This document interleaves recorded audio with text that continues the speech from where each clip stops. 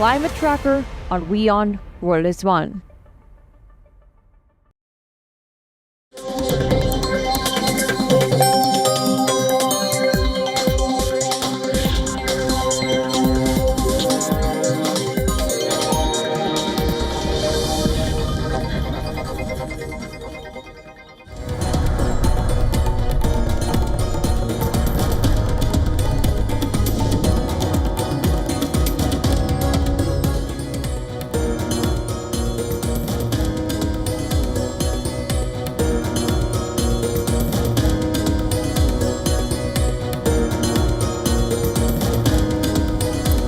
Good morning, Asia. Good evening, America. You're watching World DNA with me, Hem Kaur Saroya. And I'm Diksha Bisla, and on the show today, US President Donald Trump says he has made no progress with Vladimir Putin on ending the Ukraine war. In a call, and this as the Kremlin insisted the Russian president would stick to his aims in the conflict. We're going to get you all the details on the show today. Stay tuned. Also on the show today, Indian Prime Minister Narendra Modi arrived in Trinidad and Tobago as part of his five-nation tour that aims to strengthen and bolster ties with the global south. We're going to unpack all that and more on the show today. First, a quick look at the headlines. We had a call. It was a pretty long call. We talked about a lot of things, including Iran. And we also talked about, as you know, the war with Ukraine. And I'm not happy about that. I'm not happy about it. US President Donald Trump says he has made no progress with Vladimir Putin on ending the Ukraine war in a call, and this as the Kremlin insisted that the Russian president would stick to his aims in the conflict.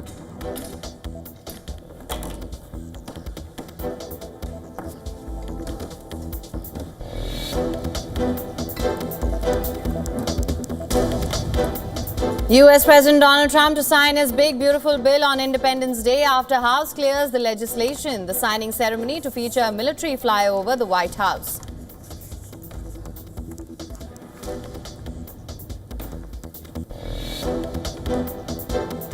Single thing in Donald Trump's one big ugly bill will meaningfully make life more affordable for everyday Americans, and that's just one of several reasons why House Democrats are a hell no on this legislation. We were a hell no. Democratic leader Hakeem Jeffries sets the record for the longest speech on the US House floor. He spoke for nearly 9 hours against President Trump's big beautiful bill.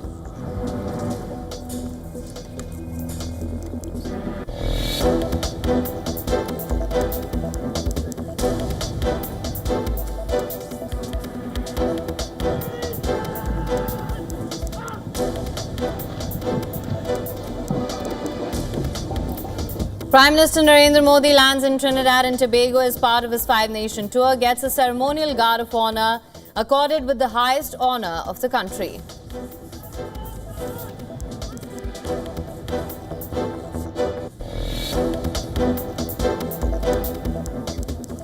Russia becomes the first nation to formally recognize the Taliban government in Afghanistan. Taliban is raised at the Afghan embassy in Moscow.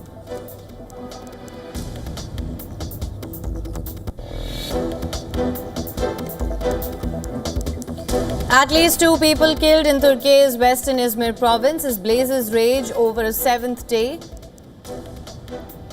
Across several regions, a little-known group claiming ties to Kurdish militants claims it was behind dozens of arson attacks.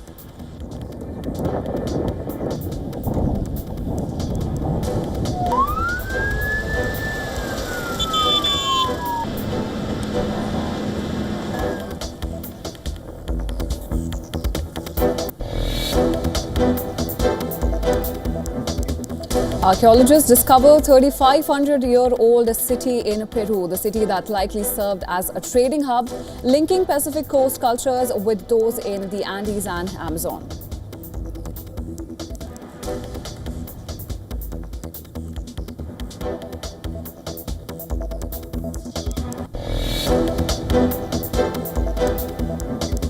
Global stocks hit record highs again as a strong US jobs report lifted the dollar and dampened hopes for a July Fed rate cut. Tech stocks led Wall Street gains, Treasury yields jumped while oil prices slipped.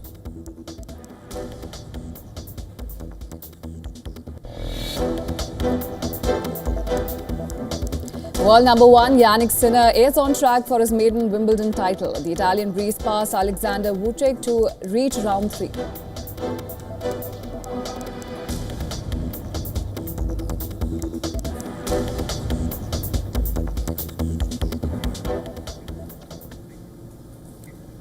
Now, US President Donald Trump has said that he made no progress with Russian President Vladimir Putin on ending the Ukraine war.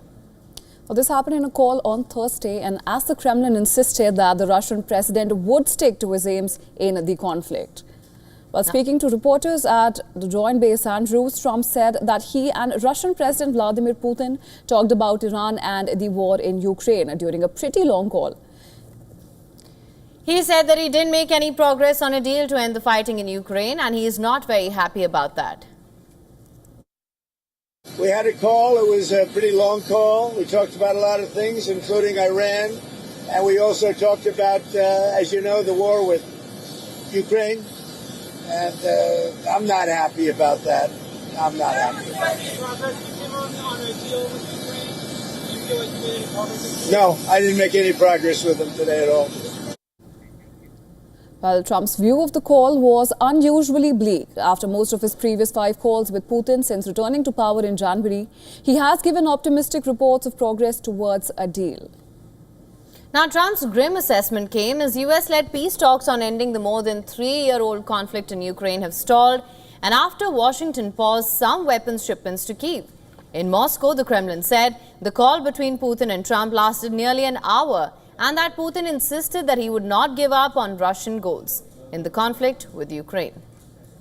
Наш президент также сказал, что Россия будет добиваться поставленных целей, то есть устранения всем известных первопричин, приведших к нынешнему положению дел, к нынешней острой конфронтации. И от этих целей Россия не отступится. Well, Kremlin aide Yuri Ushakov has said that Trump reiterated his proposal for a swift ceasefire in Ukraine, while Putin emphasized on resolving the conflict through political negotiations. Now, Moscow has long described its goals in Ukraine as getting rid of the root causes of the conflict, demanding that Kyiv give up its NATO ambitions and recognize Russia's territorial gains. Well, the conversation between Trump and Putin came days after Washington announced a decision to pause some weapons shipment in a blow to Kiev, which has been reliant on Western military support. Ukrainian President Volodymyr Zelensky was visiting ally Denmark on Thursday to meet leading European Union officials. Zelensky told EU allies in Denmark that doubts over US military aid reinforced the need for greater cooperation with Brussels and NATO. Zelensky said that he expects to have a telephone conversation with Trump, maybe tomorrow or in the next few days. What about our bilateral relation with the United States and this support? So I hope that maybe tomorrow or in close days, these days, I will speak about it with the President Trump. Meanwhile, EU chief Ursula von der Leyen has said that Europe must beef up its aid to Ukraine following Washington's decision to pause some weapons shipment.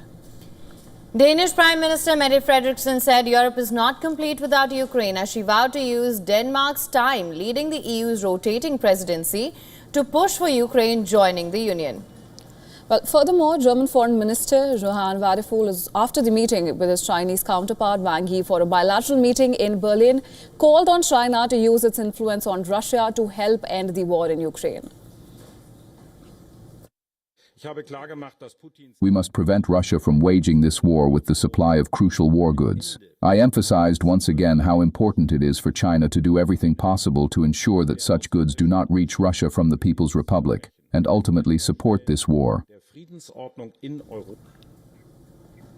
Now, for more on this, we're being joined by John Ayres from Washington, D.C. He's a Senior Policy Director for the Center for Arms Control and Non-Proliferation in Washington. Sir, thank you so much for joining us on World DNA. It's always a pleasure to have you with us. Thank you for inviting me. Now let's begin with Trump's assessment. We know that he's usually given a very optimistic assessment of where things stand when it comes to the war between Russia and Ukraine. He did in fact say that he would have this war ended in 24 hours, it then extended to 100 days. And now comes this very bleak assessment. If Trump is saying so, do you think there is any hope of a future negotiation or ceasefire? Well, ending wars is always a lot more difficult than starting. Peace process takes time and it takes willing participants. And right now, neither Ukraine nor Russia is in a position where it is realized its war goals. And so neither one feels that there is much to be gained by a rapid peace negotiation at this point. So the peace process is going to be difficult. It is going to require a great deal of patience. It's going to require painstaking negotiation. And it's simply not a case where you can end the war in one day, as President Trump famously promised. So it's going to take a lot of time and it's going to take a lot of patience and care. And that seems to be what is not coming out of the Trump administration at this point. Right, and Mr. Irath, having said that, we know that the talks occur against the backdrop of the unsuccessful U.S. efforts to broker a ceasefire with Ukraine. And now, despite Trump's peace initiatives, the Kremlin statement didn't indicate any change in Russia's stance. And it notably, Putin, we know that he's known for keeping the world leaders waiting. So now, having said all of that, how do we make sense of the situation that's unfolding before us? And how long will this waiting game going to last? Well, I noticed two other very interesting developments this week. One was that Russia stepped up its attacks on Ukrainian forces and cities. Additional bombings, additional attacks on the ground. This is very typical for Russia in a pattern when it has diplomatic contacts with the West. It's trying to send a message that it's willing to continue fighting the war. This is not a sign of strength, but of weakness. They're trying to send the message that the war is going to continue. They're trying to put pressure on the West to try to force Ukraine into making peace. The other is that there was an announcement that more North Koreans could be coming to fight Russia's war for them. Again, this is a sign of weakness, but a signal that the Russian side is willing to continue fighting the war and that they have the means to continue fighting the war. So all of this signaling is that war is going to continue to go on longer, that the means to continue fighting it are there, and that Ukraine and its supporters should be eager to make peace as soon as possible. Right, Mr. Eros, of course, there's also the issue of arms supplies to Ukraine, something that it desperately needs. From what it appears, Putin may be biding his time here. And of course, they've made it clear that the Russian president said that he would stick to achieving all of Russia's goals.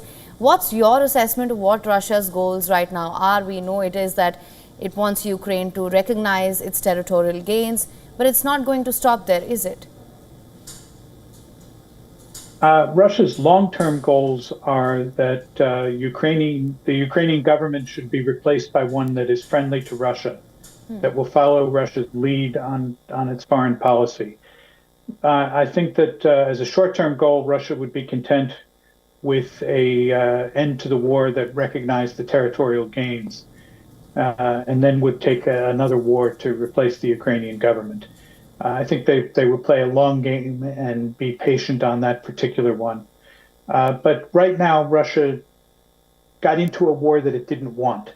They expected a quick and easy victory. They did not get that, and are trying to fight a longer, ultimately very unsuccessful, very costly war.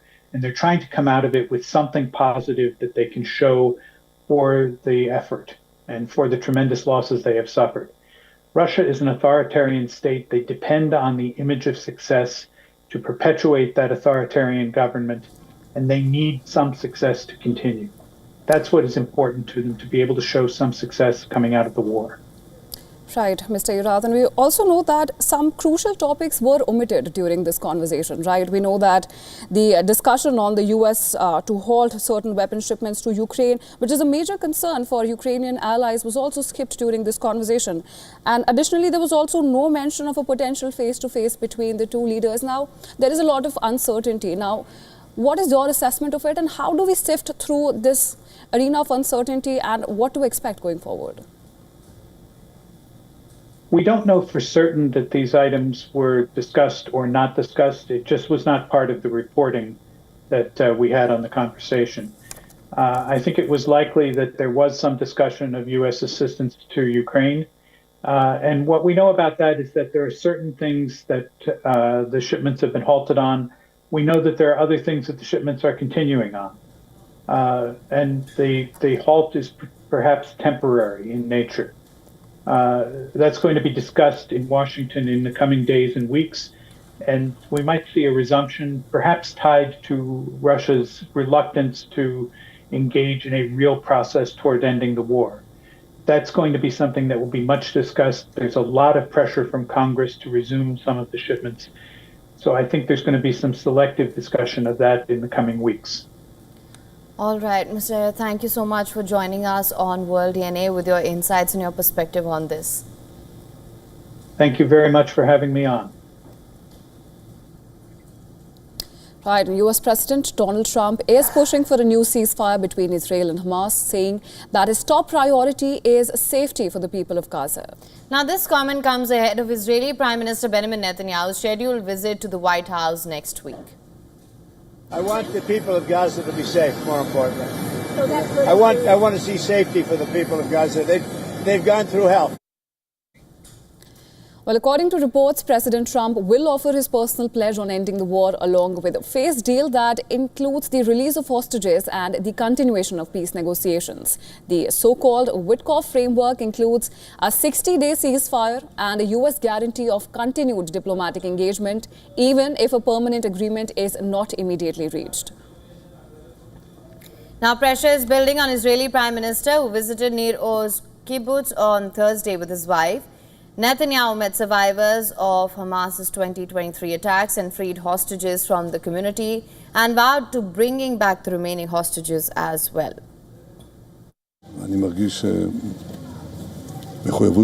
I feel a deep obligation, first of all, to ensure the return of all our hostages, all of them. There are still 20 alive and there are more dead. We will bring them all back.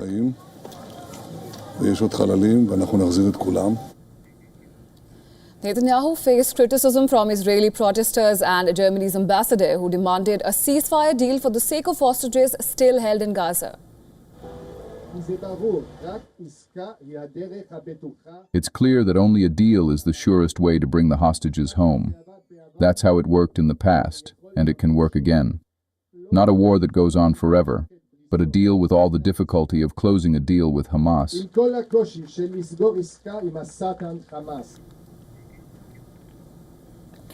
United Nations officials say humanitarian crisis is unfolding in Gaza and vital services could collapse within days if a ceasefire is not reached.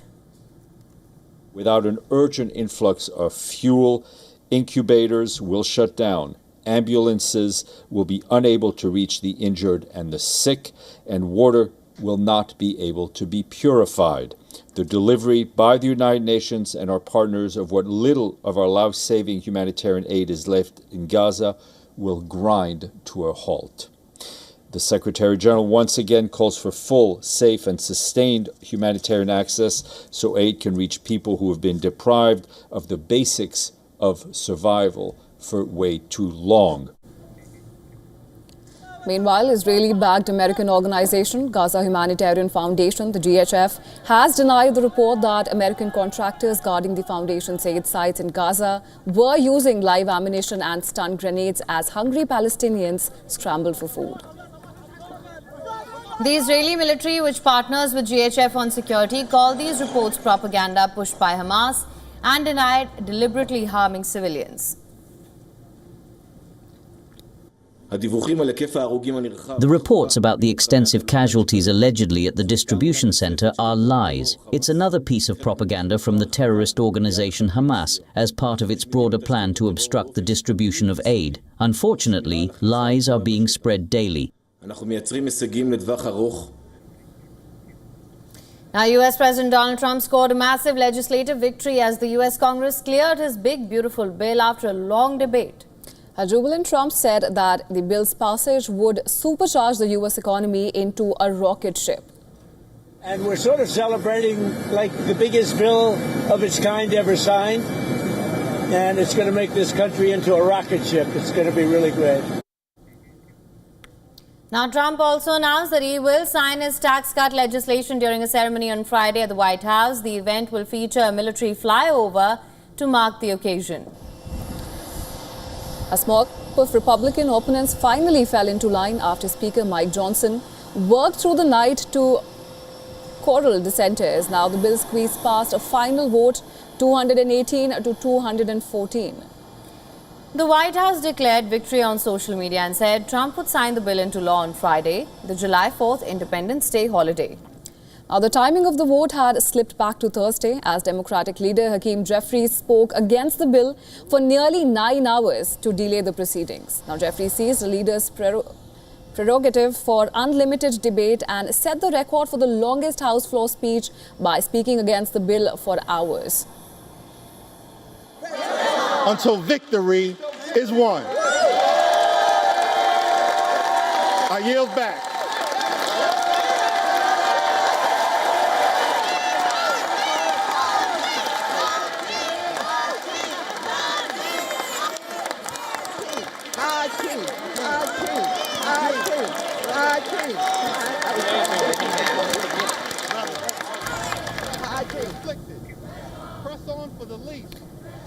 Now, the sprawling mega bill had narrowly passed the Senate on Tuesday. The package honors many of Trump's campaign promises, boosting military spending, funding a mass migrant deportation drive, and committing $4.5 trillion to extend his first-term tax relief. But it is expected to pile an extra $3.4 trillion over a decade onto the country's fast-growing deficits, while shrinking the federal food assistance program and forcing through the largest cuts to the Medicaid health insurance scheme for low-income Americans. The legislation is the latest in a series of big wins for Trump, including a Supreme Court ruling last week that curbed lone federal judges from blocking his policies and U.S. airstrikes that led to a ceasefire between Israel and Iran.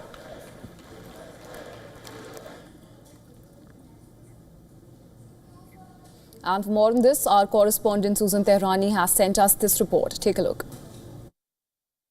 House Republicans have passed what President Trump calls the Big Beautiful Bill, his signature domestic policy legislation. The sweeping package includes deep spending cuts and tax breaks for families as well as businesses and new restrictions on social safety net programs like Medicaid and food stamps.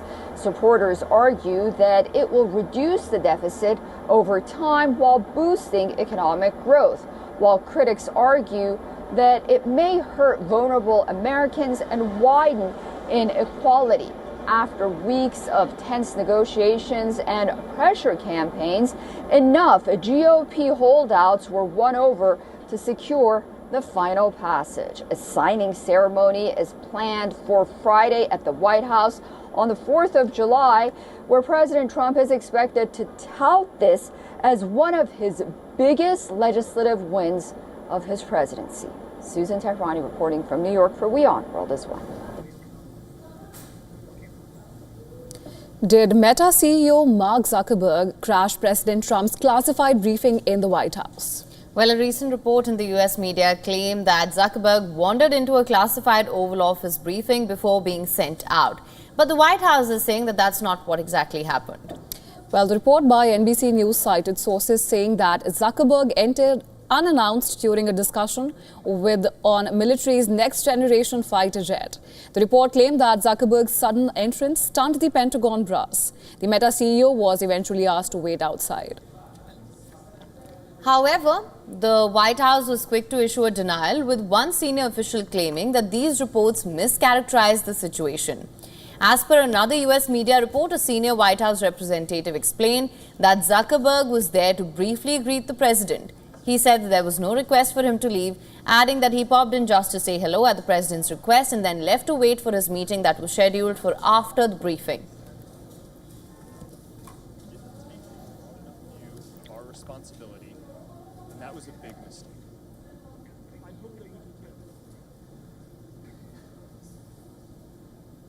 The anti-government sentiment has reached a boiling point in Serbia. Pressure is mounting on President Alexander Vučić. Now, as protests, clashes and blockades become a daily occurrence in the country. Now, back-to-back protests are taking place in Serbia's capital city of Belgrade. And in the most recent incident, police clashed with the anti-government protesters for the second time in less than a week. Now, protesters were seen hurling chairs and other objects at police.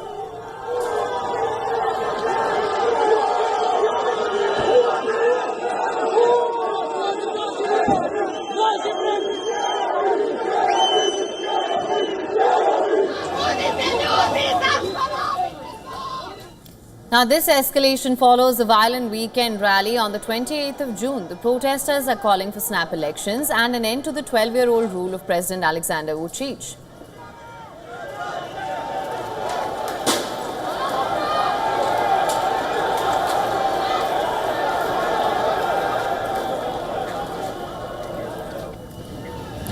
More than 74 people have been arrested in the latest spree of violent clashes. Police and riot gear moved in to break up blockades. Officers say that they were attacked by the protesters, but student groups and eyewitnesses paint a very different picture, accusing police of brutality and excessive force.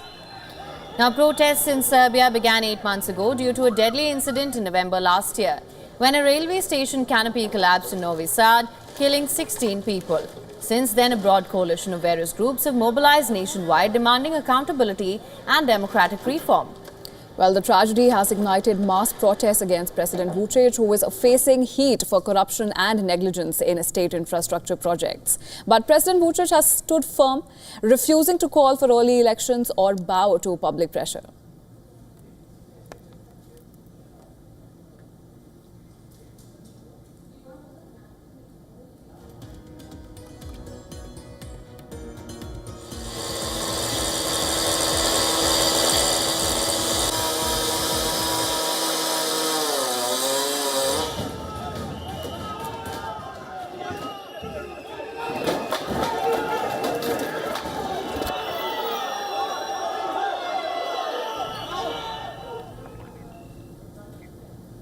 And with that, it's time now for a short break.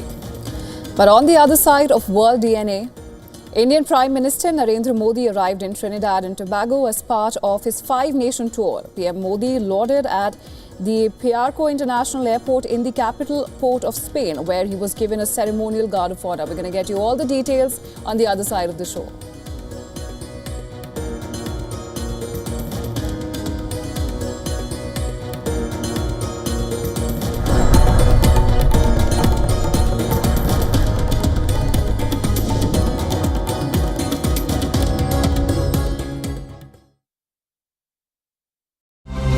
To bring the benefits of the Subhash Chandra Show to your educational institution, teachers and students, send an invitation to Juhi Jha at juhi@such.org.in.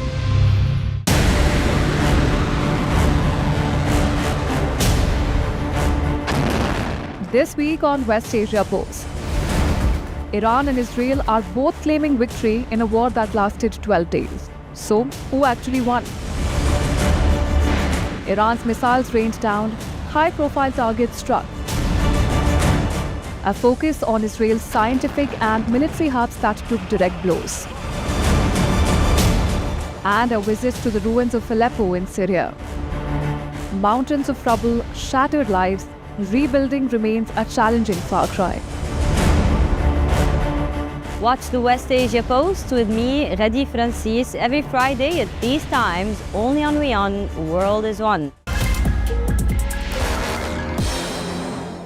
I think it's a very great show. The reason being, I think you have a plethora of leaders, You know, I've seen some episodes with founders, with CMOs, with CEOs, with COOs. So it's very nice to really have, seen a plethora of leaders. And, I think you all do a great job of getting all the insights out. Well, I've been very candid, frankly, about everything that I've said. So I think if people, people who are starting out their careers in marketing, or even young professionals who are starting out, pick up whatever you feel appeals to you. But all I can say, cross my heart and say actually, is that I've been candid and honest.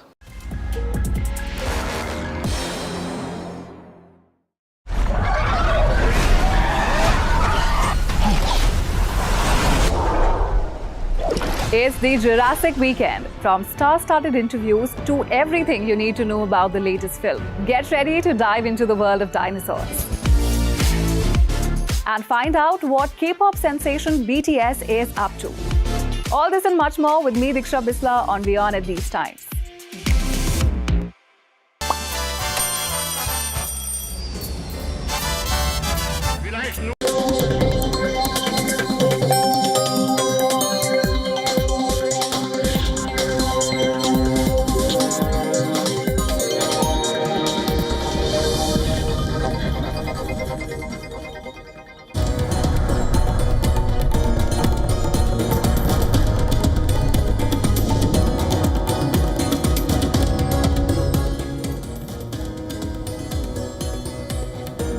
Welcome back to World DNA. Thank you so much for staying with us. Lots lined up for you on this side of the show as well. Let's get started with the headlines first.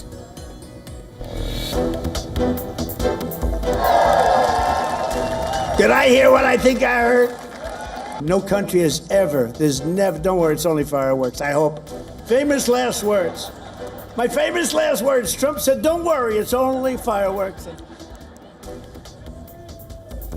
Video captured at a moment when US President Trump reassured the crowd after a bang was heard at his rally in Iowa.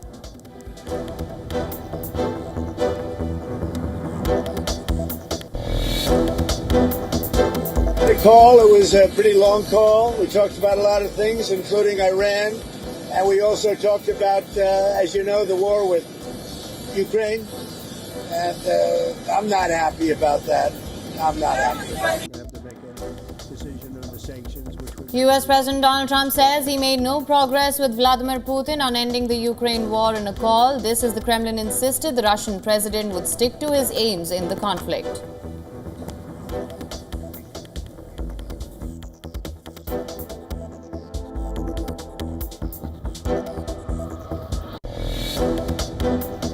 Press on for the afflicted. Press on for the least. Press on for the lost. Press on for the left behind. Press on for the rule of law. Press on for the American way of life. Press on for democracy. We're going to press on until victory is won. Democratic leader Hakeem Jeffries set the record for the longest speech on the US House floor. He spoke for nearly 9 hours against President Trump's Big Beautiful Bill.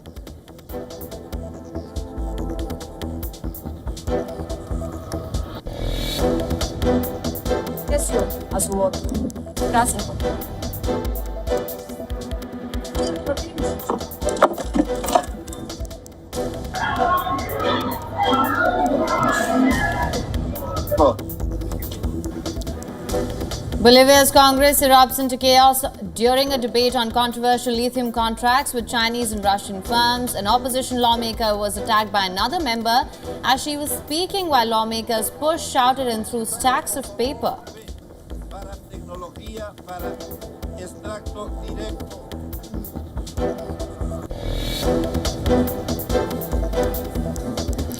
Prime Minister Narendra Modi presents holy water of Sangam and Saryu River from Mahakumbh and a replica of Ram Mandir to the Prime Minister of Trinidad and Tobago, Kamala Persad Bissessar.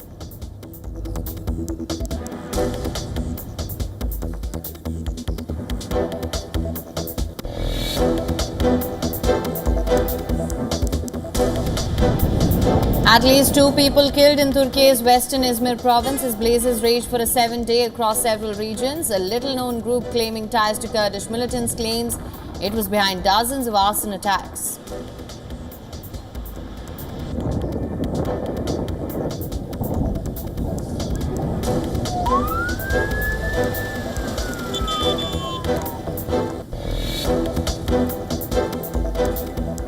Archaeologists discover 3,500-year-old city in Peru, the city that likely served as a trading hub linking Pacific coast cultures with those in the Andes and Amazon.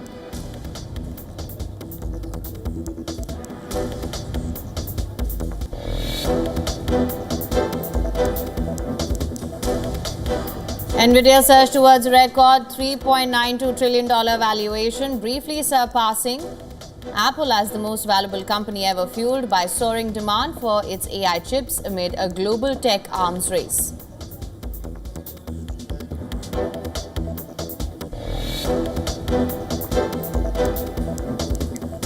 World number 1 Yannick Sinner is on track for his maiden Wimbledon title. The Italian breezed past Alexander Vukic to reach round 3.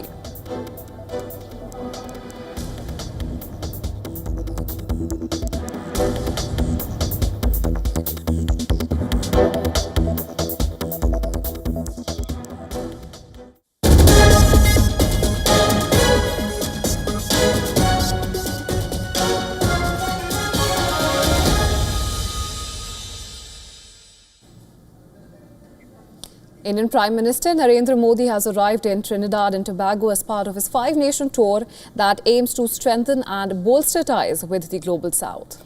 Prime Minister Modi landed at the Piaco International Airport in capital port of Spain, where he was given a ceremonial guard of honor. Following this, the Indian Prime Minister was welcomed by his Trinidadian counterpart, Kamala Persad Bissessar, and her entire cabinet, which includes 38 members and 4 members of the parliament.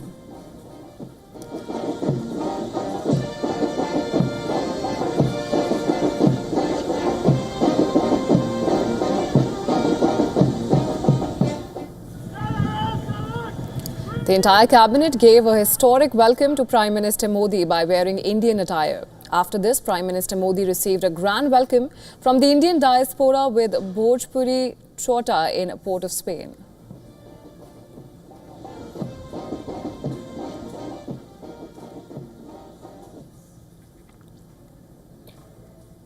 Later, both Prime Minister Modi and Prime Minister Bissessar took part in a community event at the National Cycling Velodrome, where Prime Minister Modi addressed the Indian diaspora as well.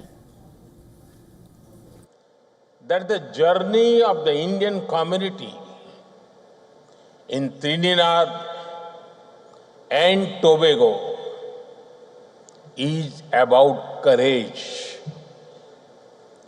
The circumstances your ancestors faced would have broken. Well, following this, Trinidadian Prime Minister Kamala Persad Bissessar also addressed the event, saying that they are privileged to welcome the Indian Prime Minister to the Caribbean nation. She also said that PM Modi will be honoured with the country's highest honour, the Order of the Republic of Trinidad and Tobago.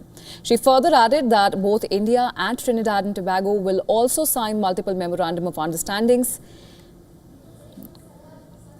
You brought hope and calm where there was fear. I say again, this was more than diplomacy. This was an act of kinship. This was an act of shared humanity. This was an act of love. And this is one of the many reasons we are deeply proud to bestow upon you, Excellency, the Order of the Republic of Trinidad and Tobago.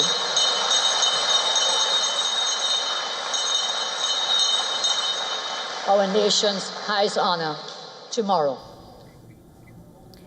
The Indian Prime Minister is on an official visit to the Caribbean nation following an invitation from Trinidad and Tobago's Prime Minister Kamala Persad Bissessar. Prime Minister Modi will stay in the island nation between the 3rd and the 4th of July prior to his arrival.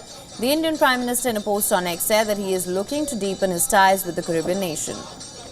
Well, the visit is particularly significant as it represents the first bilateral visit by an Indian Prime Minister to Trinidad and Tobago since 1999.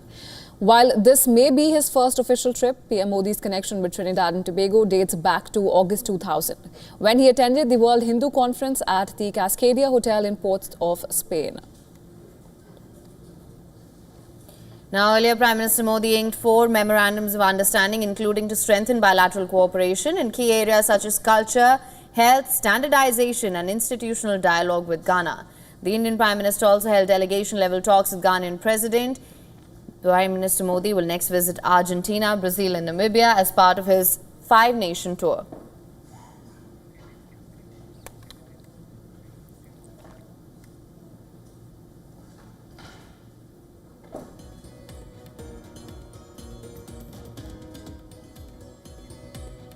Now, the president of the Tibetan government in exile, Tenpa Sering, says that the next Dalai Lama will be born in a free country, with India being the most likely place due to its spiritual connection and democratic freedoms. Well, he spoke exclusively to WION Siddhant Sibal. Listen in. How do you define free world? Does free world means India? Will the next Dalai Lama to be likely to be born in India or any other part of the world? Yes, as I mentioned earlier also, the whole idea of reincarnation is to carry forward the legacy of the previous Lama. So if His Holiness is born in a not free world, in a controlled authoritarian regime, then His Holiness would not have the freedom to carry forward his responsibilities. That is why His Holiness says he will be in a free world. And India obviously is a very likely choice for His Holiness, because there has to be a relation between the parents and the community that His Holiness will born, and there should be a master-student relationship between the family and the community where His Holiness is born. That is why, if His Holiness is reborn in India, which is very likely, and I cannot confirm it because it's for His Holiness to decide. As was mentioned also at the Meet the Press yesterday, it is too early right now. So for His Holiness to leave any signs or messages regarding his next life, it will come only when the time is right. So Chinese government always says that they welcome His Holiness to visit China and Tibet. But they put this condition that His Holiness should stay back. And because of that, His Holiness has responded that if His Holiness gets to go to China or Tibet, he will go, but not live there because there is no freedom there. Well, Japan is trembling quite literally. Over 900 earthquakes have struck in a relentless wave, turning calm coastlines into zones of unease. Now, eyes are locked on the 5th of July, a date wrapped in dread, folklore and a chilling manga prophecy. What's coming may not be just another quake, it may be the one. Take a look. The earth is rumbling beneath Japan, and it's not stopping.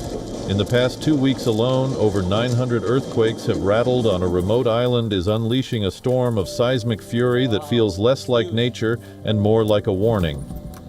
The ground won't rest, and neither will the fear.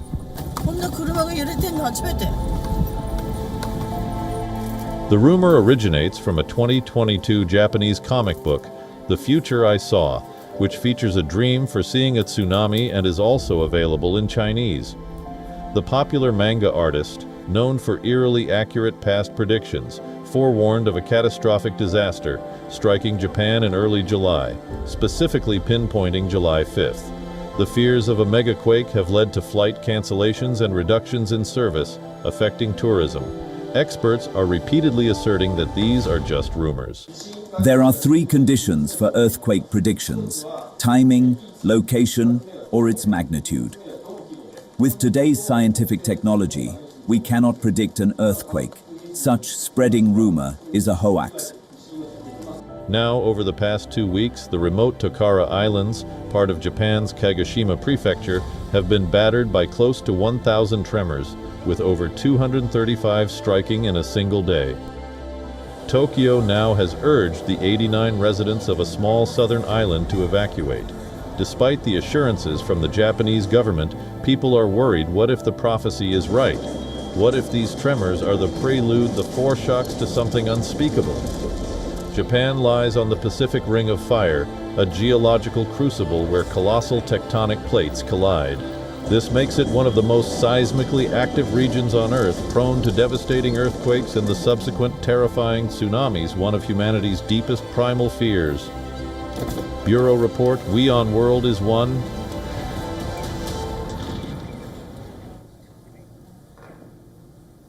Now, an ancient man is revealing that the secrets of Egypt, the country where the history is full of mysteries. From pyramids to pharaohs, every artifact has fascinated us all.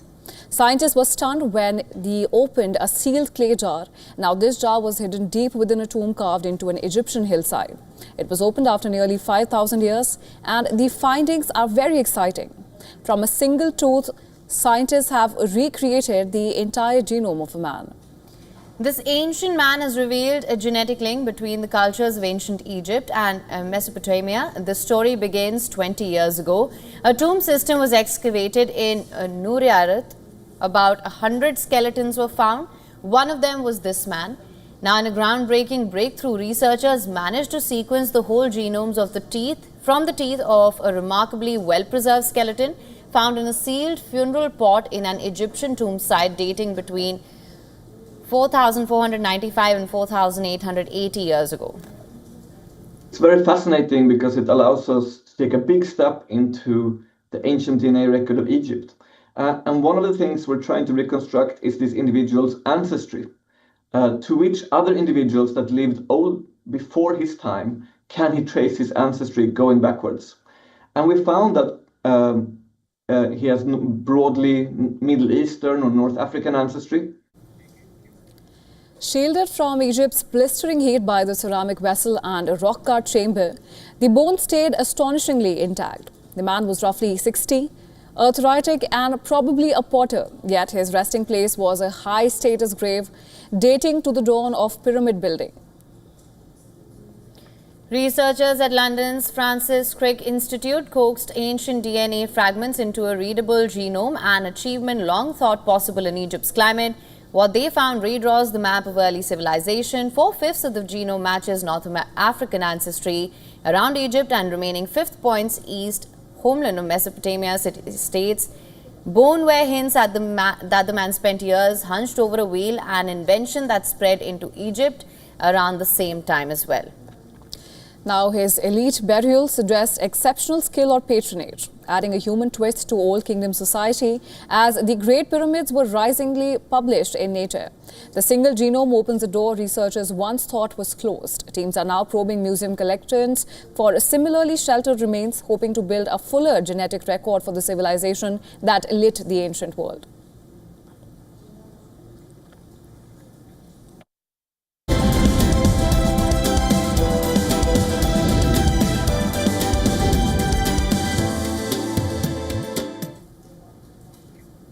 Wall Street closed at record highs on Thursday, lifted by strong economic data and a tech-led rally. Nvidia led the rally with shares spiking and its market capitalization nearing the $4 trillion mark. The market rally followed stronger than expected jobs data. U.S. non-farm payrolls increased by 147,000 in June, well above the forecast. Now, the unemployment rate dropped to 4.1%, which is better than projected. Following the data, traders ruled out a July rate cut, with the CME FedWatch tool showing just a 68% chance of a September cut, down from 74% last week. Further economic indicators added to optimism.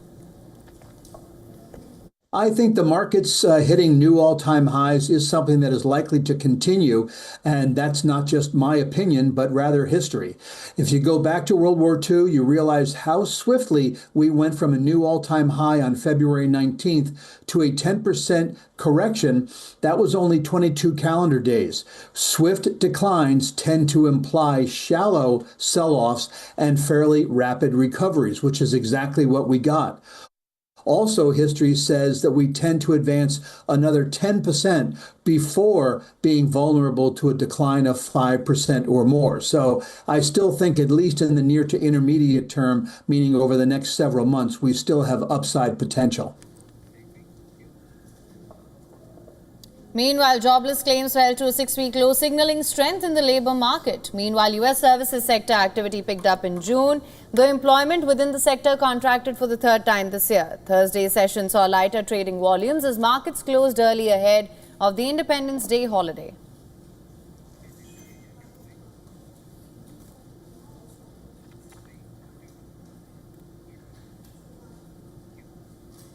Now, Nvidia briefly became the most valuable company in history as its stock surged on continued optimism. The chipmaker's market value touched $3.92 trillion, topping Apple's previous record. And behind it all, a global race to dominate artificial intelligence. Well, Nvidia's stock jumped as high as 2.4% to $160.98, giving it a market capitalization that briefly overtook Apple's all-time high of $3.915 trillion. It settled at $159.60, still leaving the company valued at $3.89 trillion, just shy of that historic mark. Nvidia now sits ahead of Microsoft, valued at $3.7 trillion, and Apple, now third at $3.19 trillion, fueled by demand for high-performance AI chips. Nvidia's growth has been staggering. Its value has risen nearly 8 times since 2021, when it was worth just $500 billion. Well, the stock's climb has a real impact for consumers. Nvidia now makes up 7% of the S&P 500, meaning that anyone who's invested in broad index funds likely has exposure. And as companies like Amazon, Meta and Tesla pour billions into AI, Nvidia's chips are becoming the backbone of that revolution. Still, experts caution that AI hype may be running ahead of real-world delivery. Nvidia's rise isn't just about tech, it's a sign of how deeply AI is reshaping markets and consumer investments. And with generative AI adoption still in its early stages, the race for dominance in dollar is far from over.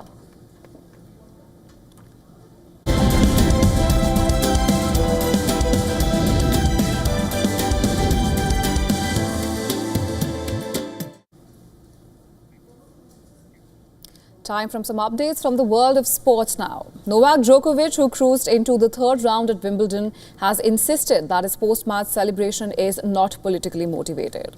The former world number one, who is eyeing that elusive 25th Grand Slam, crushed British wildcard Dan Evans in the second round match.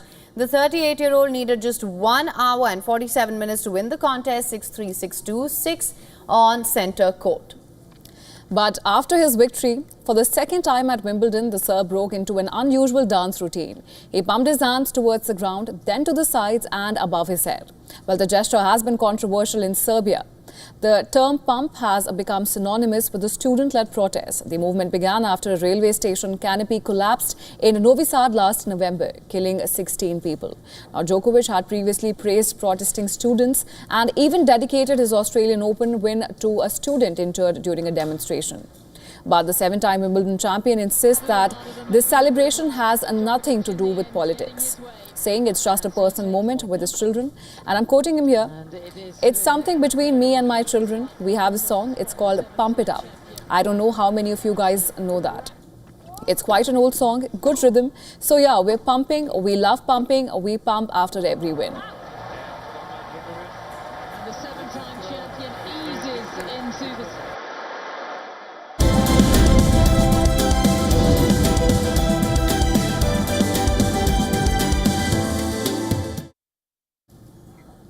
Now, the cast of the highly anticipated new Superman movie attended a special fan event in London's Leicester Square. The film offers the first look at director James Gunn's tenure overseeing the reboot of the DC cinematic universe at Warner Bros. More about the star-studded event in our next story. Take a look.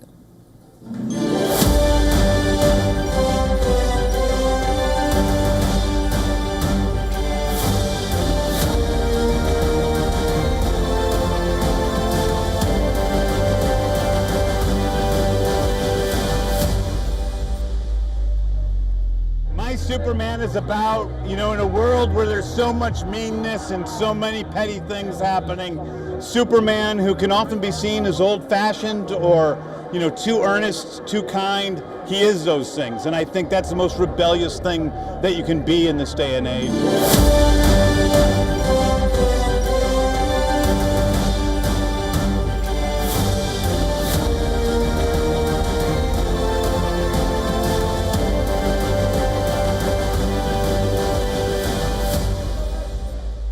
cape was a good moment because without the cape, you're really just out there in your tights, and you can feel quite vulnerable. But when the cape gets on, it really ties the whole thing together. You walk out with it flowing behind you. You feel like, yeah, I'm all right. I'll do okay.